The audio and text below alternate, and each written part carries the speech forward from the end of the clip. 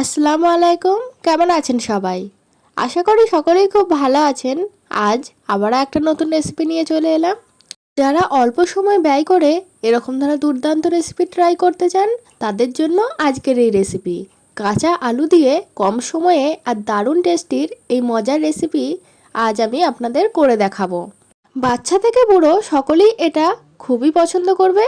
তো চলুন আর বেশি দেরি না করে দেখে নিন আজকের এই সহজ রেসিপিটি। রেসিপিটির জন্য প্রথমেই আমি দুটো আলু নিয়ে নিয়েছি, একটা বড় সাইজের নিয়েছি আর একটা ছোট সাইজের নিয়েছি। আলুর খোসাগুলোকে ঠিক এভাবে আমি ছিলে নেব। আলুর খোসাগুলো ছেলা হয়ে গেছে, এরপর আমি জল দিয়ে ভালো করে ধুয়ে নিচ্ছি। আলুগুলো পরিষ্কার করে ধুয়ে নিয়েছি। এরপর দেখুন ঠিক এরকম দ্বারা লম্বা লম্বা করে আলুগুলো আমি কেটে নিয়েছি। ঠিক যেরকম দ্বারা ফ্রেঞ্চ ফ্রাই করে সেরকম করেই কেটে নিতে হবে। সবগুলো কাটা হয়ে গেছে, আবারও একবার খুব ভালো করে আমি ধুয়ে নিচ্ছি।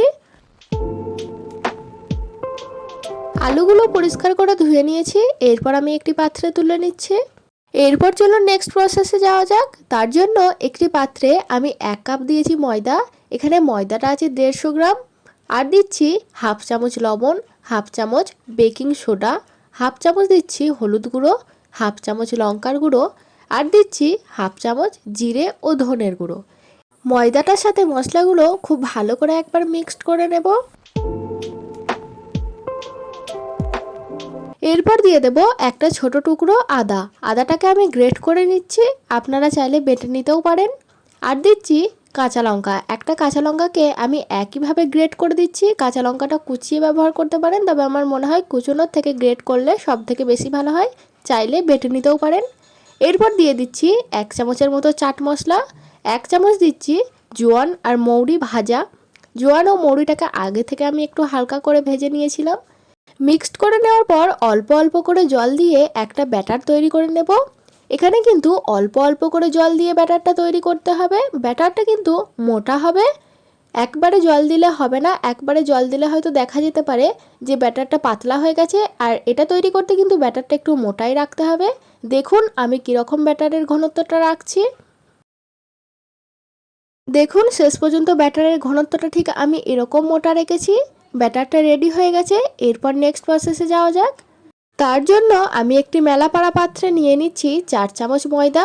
ময়দার মধ্যে দিয়ে দিচ্ছি হাফ চামচ লবণ আর হাফ চামচ হলুদ গুঁড়ো। একটু ভালোভাবে মিশিয়ে নেব। এটাও রেডি হয়ে গেছে, এরপর চলুন মেন প্রসেসটা দেখে নিন।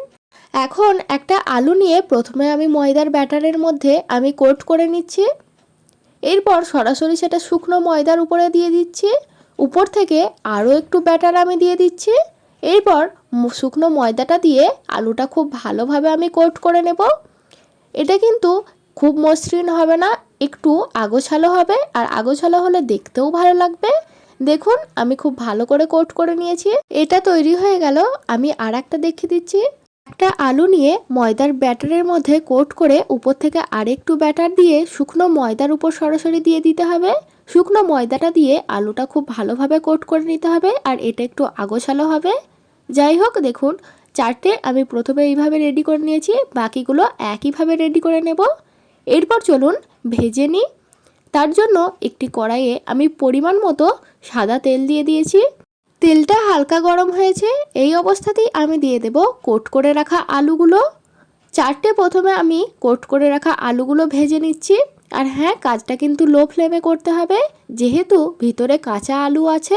আলুগুলো একটু ভালো করে সেদ্ধ হতে হবে, না হলে কি হবে, ভিতরগুলো সেদ্ধ হবে না আর বাইরেগুলো লালচে রং চলে আসবে, খেতেও অতটা ভালো লাগবে না। তাই লো ফ্লেমে কাজটা করতে হবে।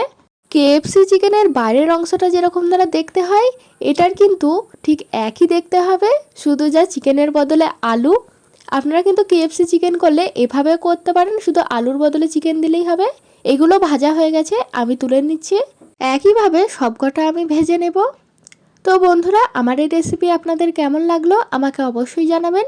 ভিডিওটি ভালো লাগলে লাইক করবেন, আর চ্যানেলে নতুন হলে অবশ্যই সাবস্ক্রাইব করে পাশে থাকবেন এরকম নিত্য নতুন রেসিপি দেখার জন্য। পরবর্তী আবারও একটা নতুন ভিডিওর সাথে দেখা হবে। ততক্ষণ পর্যন্ত ভালো থাকবেন, সুস্থ থাকবেন। ধন্যবাদ, টাটা।